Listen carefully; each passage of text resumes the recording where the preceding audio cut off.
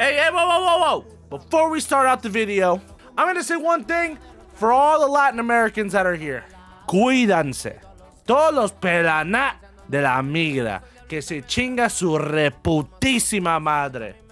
Hello and welcome back. My name is Jay Blubber, and today we got a bit of a discussion video. Yes, sirree. Boring. I know what you're saying, guys. I'm overworking myself. I'm going too hard. I just never sleep. You're worried about me.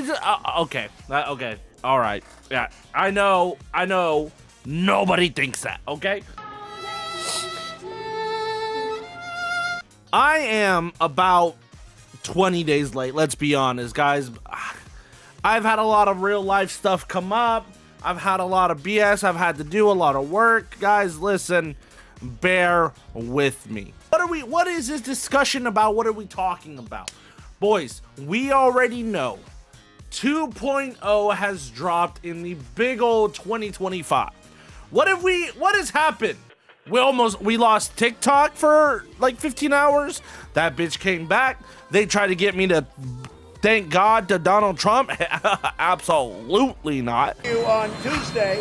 You know what I'm saying? I mean, shit going crazy. Have the 2.0 story. Is it good? Is it worth the time investment? Is Wuthering Waves gonna make a thick ass boy? All your questions, minus the last one, will be answered. So without further ado, let's get it poppin'. Let's get it going, and I'll see you there. And we're here. We're here. This video serves a purpose for you ADHD motherfuckers. All right? No. Let's start with the obvious question. How long was it? Boys, my man, CG Inferno. I swear to God I recorded. I swear to, you know what? Boom.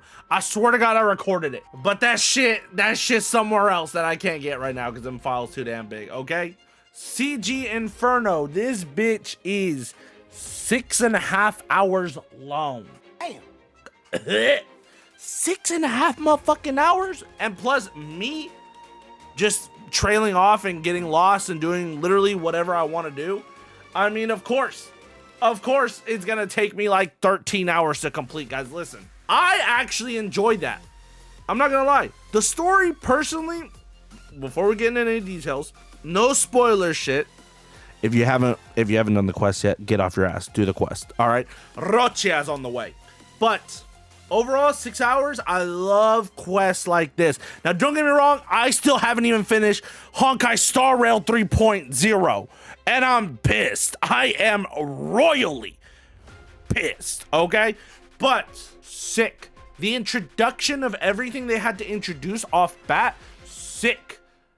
Animations when they had cutscenes, sick. The actual premise of the story, sick, okay? Now that is my non-spoiler alert, okay, boys? If you are still watching this and you expect not to get spoiled, leave, okay? Listen, I don't make the rules. I'm just here to enforce them. All right? This is for my he, my she's, my zers, my they, and my thems. This story was actually really good and really well done. Kuro Games had a bit of a rocky start, huh? What the hell is this team? What that, Camellia? The story was excellent. I loved the story. I loved the pacing. I think overall what they were trying to show, what they're trying to give you in the first 3 acts, they did it very, very well. And now, of course, this might be a spoiler warning, but this is also not, I'm not going to recite you 6 hours of dialogue, 6 hours of the script, all in one go. We're going to focus on the main points. Boys, main point number 1, simple. Down with religion. Down with religion. Down with religion. The bad guys are the Order. Now, I'm not saying everyone in the Order is bad, because my girl Phoebe is part of the Order. And listen, she's just a little cute little gerbil. She's a little. Everybody else, dog shit. That one guy, possibly claiming he's the resonator for the Sentinel, a dog shit. Know your fucking place, trash. But I really don't know how they could fake the whole like divinity light shit. That shit was crazy. Now, I had no problems, right? We had a bunch of characters that we met. Zanny, fucking Carlotta, Phoebe, Rocia, Brant, the whole squad, the new chick that was at the end. Guys, we had it all. And in 6 hours, and I felt like it was pretty coherent. Yeah, Brant saved us. Then once we get to Rinasita, he departs and we meet up with him later. Sick. It let us, fill in the gaps with Zanny, little sprinkle, little dash of Carlotta. It was nice. I enjoyed that. I enjoyed the story, guys. I'm not gonna lie to you. The pacing of the story I felt was good. Voice acting of the story I felt was good. I love Abby. This is Wuthering Waves Paimon, but she is so much better than that Paimon bitch, let's be honest. Now, let's get into character portrayal in the story, huh? Brant and Rocia, I feel like, because, hey, they're 5-star characters. Rocia is coming in 2 days, and Brant is drip marketed to come out in 2.1. Of course, they were the main characters, right? Boom. Then you got Zanny. I don't know Zanny. She got a shield. Is she a thick demon-looking mommy? Listen, guys, and that's what I like. That's what I like. I think she might be a 5-star. Who knows? We got Carlotta, clearly the 5-star, and those were the most important ones, right? Everybody else was kind of a side character. Let's start with Brant. I believe Brant was really decently fleshed out. Obviously not as good as Rocia, but I believe this was done with a purpose. Brant, yes, we love Zaddy Brant. He was really good in the story. He was really good with his voice acting, but he wasn't as fleshed out. And why is that? Can somebody in the room tell me why that is? No. Because he's not coming out in 2.0. He is going to probably get his own companion quest. If they don't give us more direct mainline story, he's definitely going to get his own companion quest. You know what I mean? They had to show out with Rocia and they had to show out with Carlotta. Okay? Brant did spectacular for what he was meant to do. The leader of the troop, inspiring, and there for us in a pinch. Phoebe.